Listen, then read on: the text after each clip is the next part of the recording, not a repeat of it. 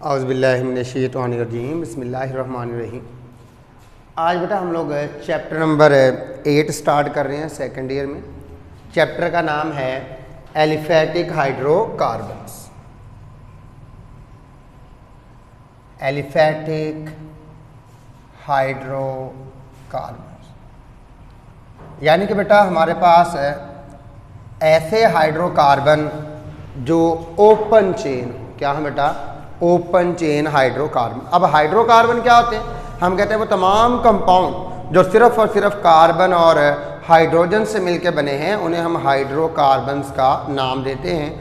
और एलिफैटिक का लफ्ज़ यानी कि ओपन चेन वाले, जिसमें एंडेड कार्बन एटम फ्री हों। तो हम पहले डेफिनेशन करेंगे हाइड्रोकार्बन्स की कि sir those organic compound, those organic compounds which consist of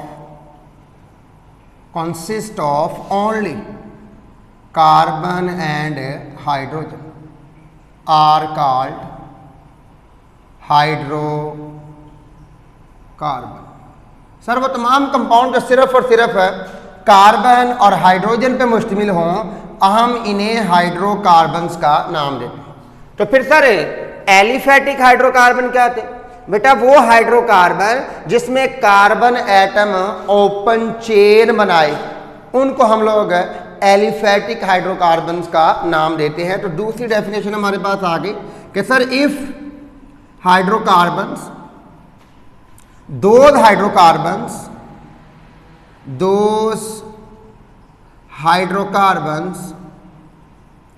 in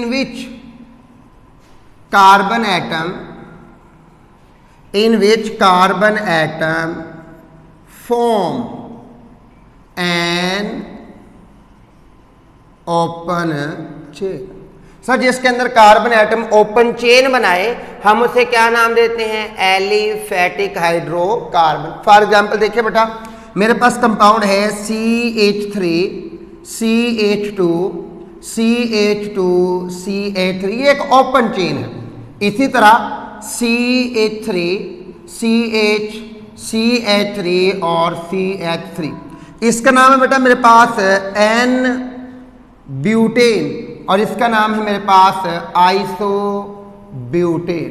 बेटा आइसो का मतलब होता है ब्रांच चेन और N फॉर नॉर्मल, यानी कि सर हमारे पास स्ट्रेट चेन। लेकिन अगर आप दोनों को देखें तो एंडेड कार्बन एटम दोनों में फ्री हैं। एंड वाला कार्बन और ये कार्बन आपस में जुड़े हुए नहीं हैं, ये फ्री हैं। जिन पे मैं एरो लगा रहा हूं ये आपस में नहीं जुड़े हुए, ये वाले जिन पे बेटा मैं एरो लगा रहा हूं, अगर ये आपस में जुड़ जाते तो कोई चेन जो है वो साइकिल में कन्वर्ट हो जानी थी, फिर वो एलिफैटिक नहीं कहलाने थे, वो साइक्लिक कहलाने थे। तो एलिफैटिक का मतलब होता है कि ओपन चेन, जिसमें कार्बन एटम ओपन चेन तो हमारे पास बना। अब बेटा एलिफैटिक हाइड्रोकार्बन हमारे पास दो किस्म के होते हैं। ये हमारे पास सैचुरेटेड भी हो सकते हैं और हमारे पास अनसैचुरेटेड भी हो सकते हैं। तो सर हमारे पास दो किस्म के हैं टाइप्स। टाइप्स में हम लोग सैचुरेटेड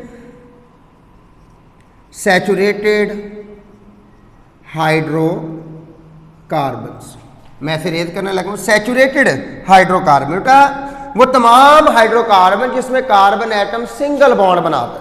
अब बेटा हमें पता है कि कार्बन की वैलेंसी 4 है, तो कार्बन ने 4 बॉन्ड बनाने। अगर कार्बन चारों बॉन्ड सिंगल बनाए तो हम उसे नाम देंगे सैचुरेटेड हाइड्रोकार्बन। यानी कि डेफिनेशन लिखेंगे कि sir those hydrocarbons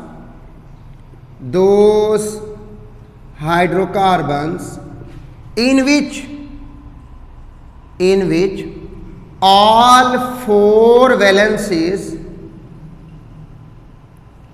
of a carbon atom is fully satisfied by single covalent bond. Sir वो तमाम कंपाउंड जिनमें कार्बन एटम की चारों वैलेंसियां सिंगल बॉन्ड के जरिए फिक्स हो जाएं, सिंगल बॉन्ड के जरिए सेटिस्फाई हो जाएं, कार्बन सिर्फ और सिर्फ सिंगल बॉन्ड बनाए, तो हम उन्हें क्या नाम देते बेटा? Saturated hydrocarbon. जब कार्बन चारों बॉन्ड सिंगल बना लेना बेटा, फिर वो मजीद हाइड्रोजन को अपने अंदर ऐड करने के काबिल नहीं रहता, तो हम यूं कह सकते हैं एंड दे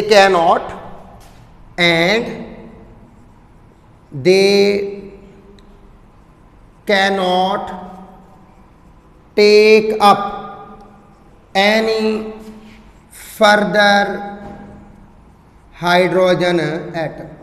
तो सर वो मजीद कोई हाइड्रोजन एटम नहीं ले सकता। तो ऐसे तमाम कंपाउंड जिसमें carbon atom single covalent bond के जरिए चारों बॉन्ड बनाए और मजीद कोई हाइड्रोजन लेने के काबिल ना रहे, तो हम उसे क्या नाम देते हैं बेटा? Saturated hydrocarbon. देखिएगा मेरे पास इसकी एग्जांपल में आ जाएगा methane. For example methane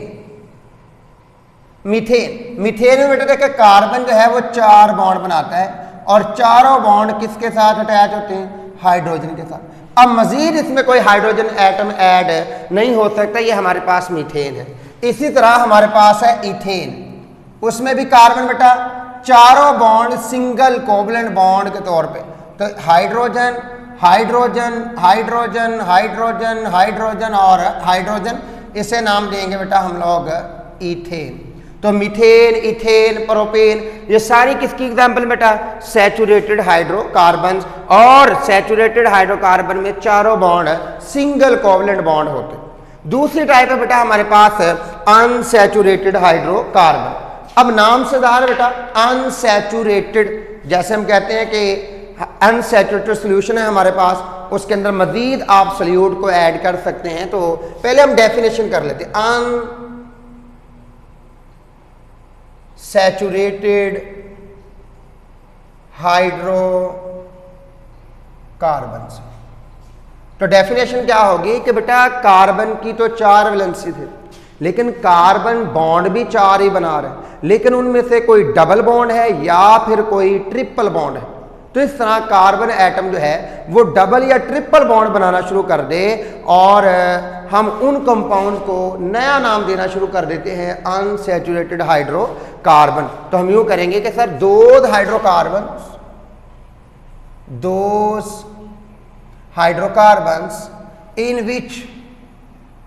in which all 4 valencies of carbon atom is not fully satisfied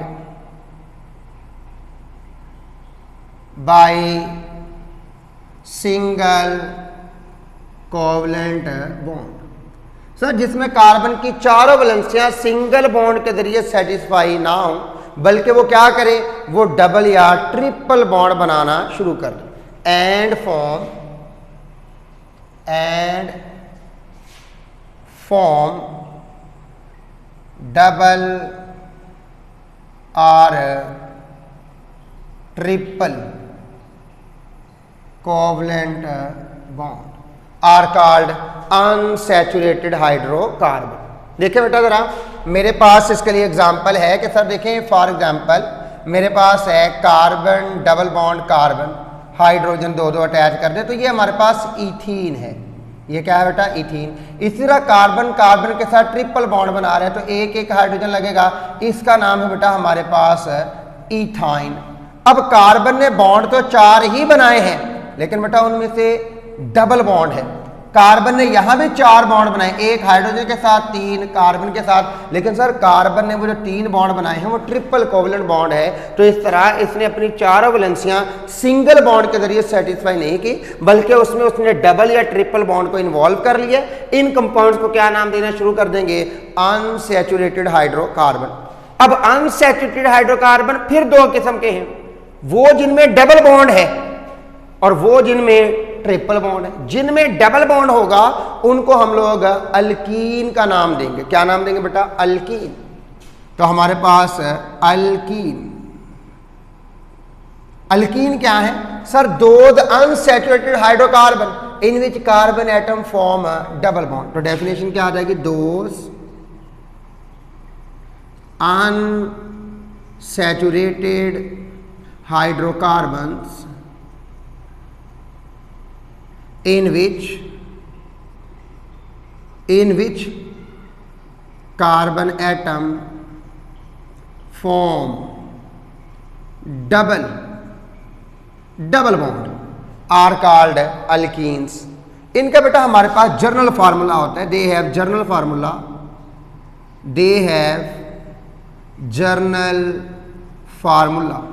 CnH2n, ये इनका जर्नल फार्मूला है। इसके एग्जाम्पल में आप इथीन लिख सकते हैं, फॉर एग्जाम्पल इथीन में बेटा देखिए जरा, हमारे पास 2 कार्बन होते हैं C2H4। अब यहां पे बेटा ये जो N है ना, ये N ये कार्बन की तादाद को ज़ाहिर करता है। अगर यहाँ N की जगह आप 2 लिखेंगे तो यहाँ पे 2N यानी कि 2 बार 4, तो हाइड्रोजन कितने होंगे 4। अगर आप N की जगह 3 लिख दें यानी कि C3, तो 2 बार 6 हाइड्रोजन कितने हो जाएंगे 6। तो इसका नाम है प्रोपीन। क्या नाम है बेटा इसका? Propene C3H6। इसी तरह अगर 4 कार्बन एटम है तो उसका नाम है ब्यूटीन। तो ये सारे के सारे क्या आएंगे बेटा? Unsaturated hydrocarbon. इनको क्या नाम दिया जाएगा? अल्कीन। नेक्स्ट बेटा हमारे पास दूसरी इसकी टाइप है अल्काइन में carbon atom triple covalent bond बनाता है। तो हम कैसे डिफाइन करेंगे? Those hydrocarbons, those unsaturated hydrocarbons in which carbon atom form triple covalent bond. Sir जिसमें carbon atom triple covalent bond बनाता है क्या कहलाते हैं? अल्काइन। इनका भी हमारे पास जर्नल फार्मूला है। तो sir they have journal formula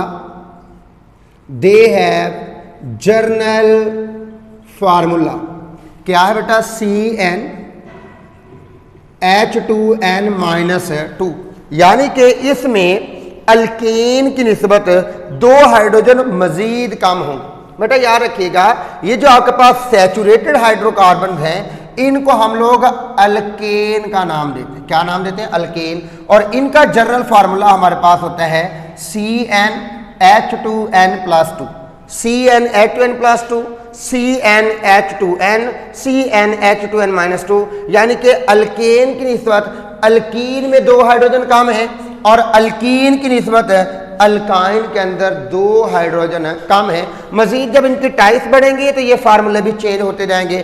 diyne के अंदर 4 हाइड्रोजन कम होंगे, ट्राईइन के अंदर 6 हाइड्रोजन कम होगी। वो हम डिस्कस करेंगे जब हम अल्केन, अल्कीन और अल्काइन को डिस्कस करेंगे। तो बेटा ये हमारे पास जनरल फार्मूला है। हम इसके कोई एग्जाम्पल लिख लेते हैं। For example ethyne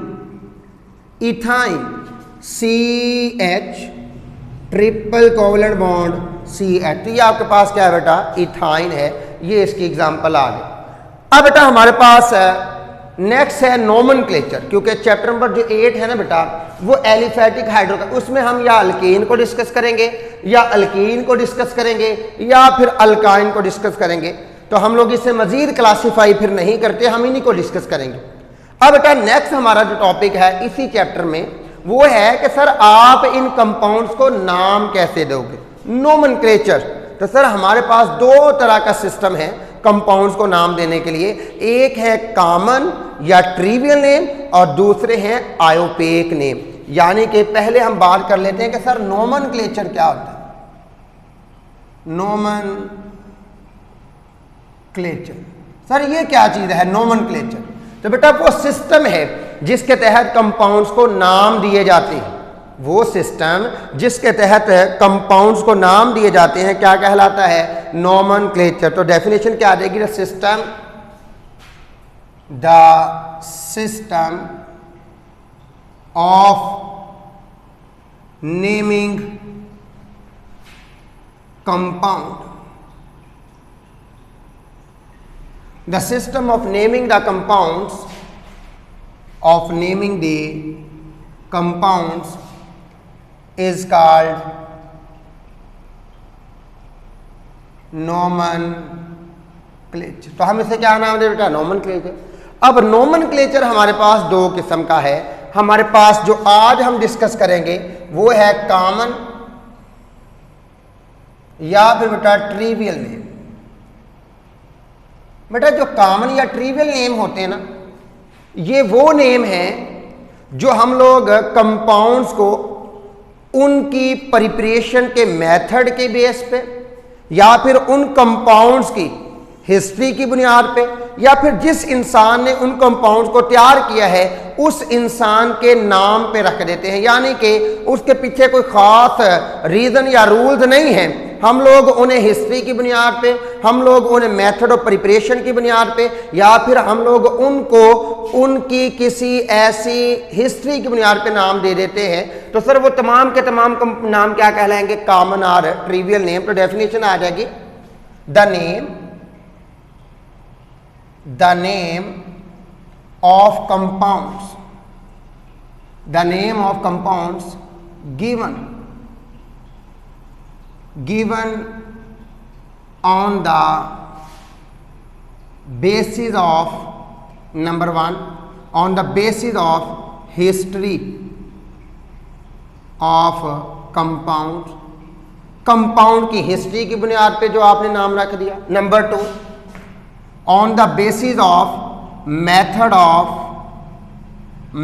of preparation.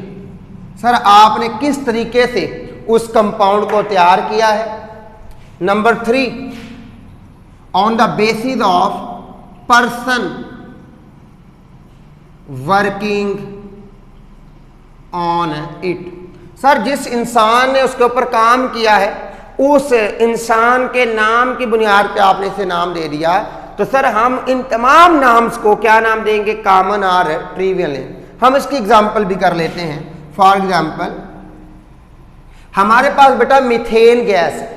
Methane gas को हमने दलदली इलाके से हासिल किया था पहली मर्तबा, और दलदली इलाके को हम लोग मार्शी एरिया का नाम देते हैं। इसलिए मीथेन गैस का कॉमन नेम मार्श गैस है। क्या नाम बेटा? Marsh gas. तो क्या कहेंगे? The name methane gas is called Marsh gas because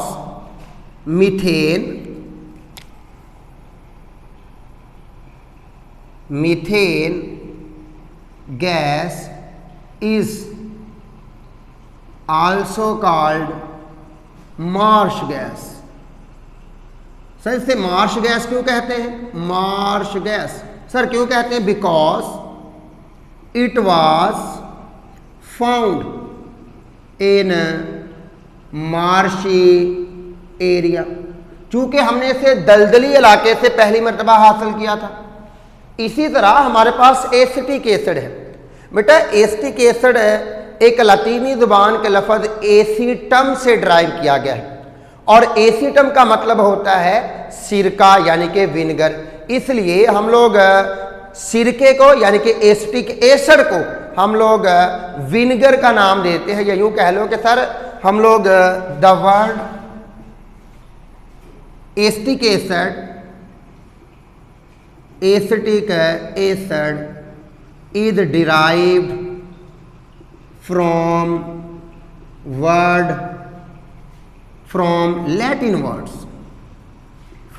Latin word acetum means vinegar, जिसका मतलब ही क्या है बेटा? सिरका। सर इसे हम लोग एसिटिक एसिड क्यों कहते हैं? क्योंकि हमने इसे सिरके से हासिल किया था। Because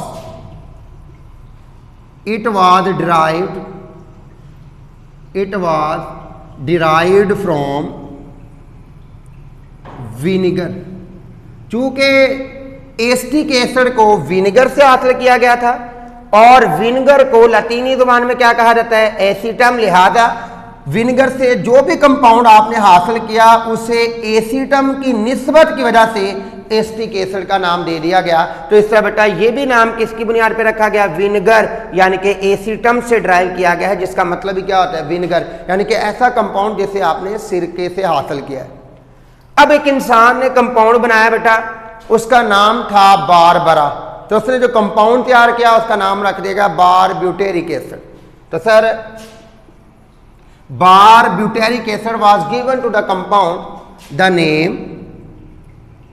the name barbituric acid was given to the compound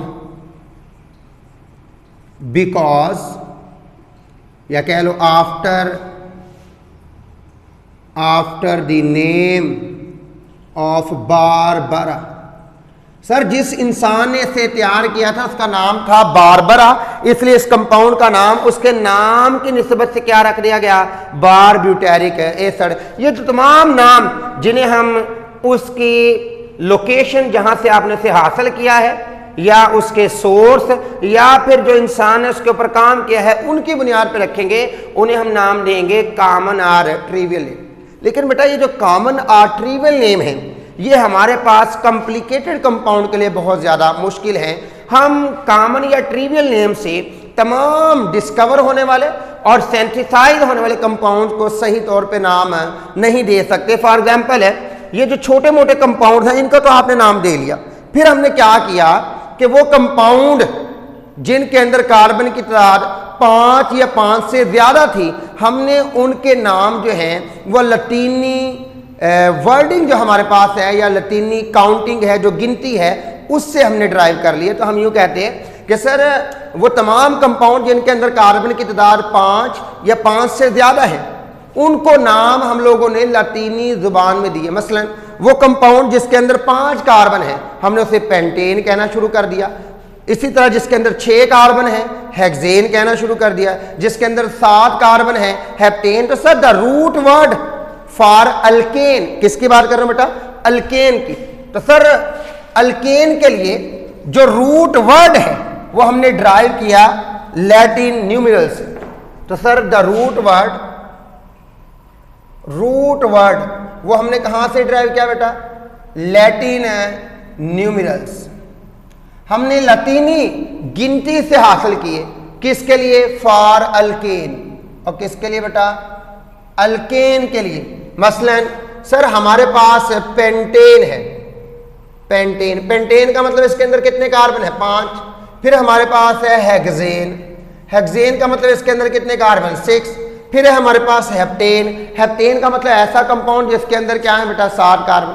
हमने एंड पे क्या लगाना शुरू कर दिया, जो एंड है, एंडिंग, यानी कि आप यूं कह लें कि हमारे पास जो सुफिक्स है, एंडिंग सुफिक्स को कहते हैं बेटा, सुफिक्स, वहां पे हमने ANE ये लफ्ज ऐड कर दिया। मसलन hexane, pentane, heptane, octane, nonane, decane, undecane, dodecane, ट्राइडिकेन।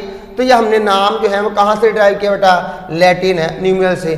किन कंपाउंड के लिए बेटा, वो तमाम कंपाउंड जिनमें कार्बन की तरह 5 या ग्रेटर देन 5 या मोर देन 5, ये उनके लिए सिस्टम तजवीज़ किया गया। फिर बेटा जब हमारे पास कंपाउंड बहुत ज़्यादा होते गए, उनकी वैरायटी बढ़ती गई, तो हमारे पास कंपाउंड 2 किस्म के आने शुरू हो गए। Number 1 straight chain, number 2 branch chain. तो बेटा हमने कंपाउंड के आइसोमर्स को, किनको, आइसोमर्स को अलहदा करने के लिए, यानी कि नई चीज लिख रहा हूं, to differentiate between isomers. Sir isomers में डिफरेंशिएशन के लिए हमने वर्ड इस्तेमाल किए एन का मतलब है नॉर्मल। ये उन कंपाउंड्स के लिए इस्तेमाल किया गया जो स्ट्रेट चेन थे। जो कौन से कंपाउंड थे बेटा, स्ट्रेट चेन कंपाउंड्स। हम लोगों ने बेटा आइसो का लफ्ज इस्तेमाल करना शुरू कर दिया, यानी कि ब्रांच चेन कंपाउंड्स। तो ब्रांच चेन के लिए हमने आइसो का लफ्ज इस्तेमाल करना शुरू कर दिया, और एन नॉर्मल मतलब स्ट्रेट चेन के लिए इसी तरह हमने न्यू का लफ्ज भी इस्तेमाल किया। ये जितने भी अल्फाज आप इस्तेमाल कर रहे हो, एन, आइसो, न्यू, ये बेटा आइसोमर्स में डिफरेंशिएशंस के लिए इस्तेमाल किए गए। लेकिन बेटा हमारे पास सिस्टम इतना ज़्यादा कॉम्प्लिकेटेड है कंपाउंड की तादाद इतनी ज्यादा है, कंपाउंड की वैरायटी इतनी ज्यादा है कि ये 3 लफ्ज उन तमाम के तमाम कंपाउंड्स को डिफरेंशिएट नहीं कर सकते। लिहाजा सर ये जो आपके पास कॉमन या ट्रिवियल सिस्टम है, it is unable to manage the name of all the organic compounds synthesised day by day in laboratory. जितने भी कंपाउंड दिन ब दिन लेबोरेटरी के अंदर तैयार हो रहे हैं, ये उनके नाम को सही तौर पे तहरीर करने के काबिल नहीं था। मसलन अब मेरे पास यहाँ से एग्जांपल ले लें कि सर मेरे पास कंपाउंड है CH3 CH2 CH2 CH2 और CH3, इसका नाम है बेटा N पेंटेन। अब मेरे पास इसी कंपाउंड का एक आइसोमर है CH3 CH2 CH3 और यहां पे क्या लग गया बेटा CH3, इसका नाम है आइसोपेंटेन। इसकी एक और एग्जांपल न्यू की इसी में से बन जाएगी कि ये एक कार्बन है, इसके साथ 4 carbon at a time attach, तो इसका नाम हमने बेटा रख दिया न्यू पेंटेन। क्या नाम रख दिया बेटा? New pentane. लेकिन बेटा this system was unable to explain the name of all the organic compounds found or synthesized day by day in laboratory, जिनको आप डेली बेस पे तैयार कर रहे हो, ये इतना काबिल नहीं था कि उन तमाम को एक्सप्लेन कर सके। लिहाजा ये हमारे पास कुछ लिमिटेशंस रखता है, ये कंप्लीटली ऑर्गेनिक कंपाउंड्स के नाम को एक्सप्लेन नहीं करता। इसलिए बेटा हमारे पास नेक्स्ट अल्कीन है। अल्कीन के लिए भी हमारे पास कॉमन या ट्रिवियल नेम है, सारे यही रूल हैं जो आपने पीछे देखे हैं। लेकिन बेटा अल्कीन के लिए जब आप उनके कॉमन नेम लिखोगे, कॉमन